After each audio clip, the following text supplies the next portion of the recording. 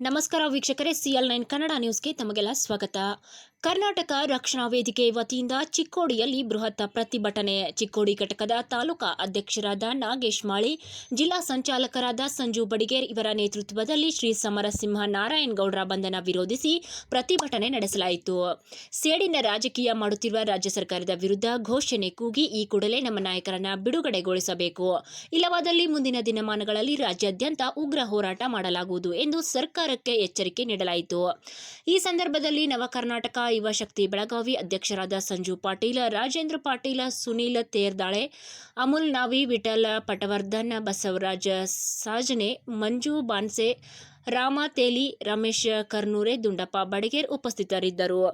ವರದಿ Sunil ಲಾಳ್ಗೆ, CL9 Kannada news, Chikkodi. ಸತ್ಯದ ಧ್ವನಿ, ಪ್ರತಿಕ್ಷಣವೂ ನಿಮ್ಮೊಂದಿಗೆ.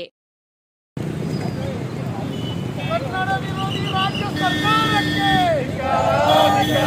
ಕನ್ನಡ ಹೋರಾಟಗಾರರನ್ನು ಬಂಧಿಸುತ್ತಿರುವ ರಾಜ್ಯ ಸರ್ಕಾರಕ್ಕೆ,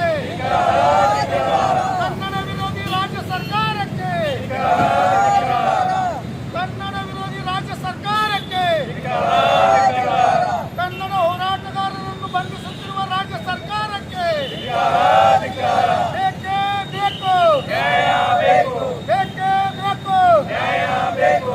ನಾರಾಯಣಗೌಡರು ಬಿಡುಗಡೆ ಮಾಡಿದ್ರೆ ಶಾಂತಿ, ನಾರಾಯಣಗೌಡರು ಬಿಡುಗಡೆ ಮಾಡಿದ್ರೆ ಶಾಂತಿ.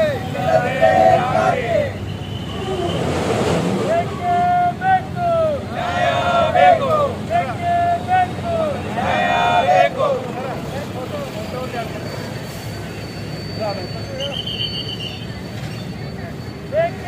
ಬೇಕು, ಬೇಕೇ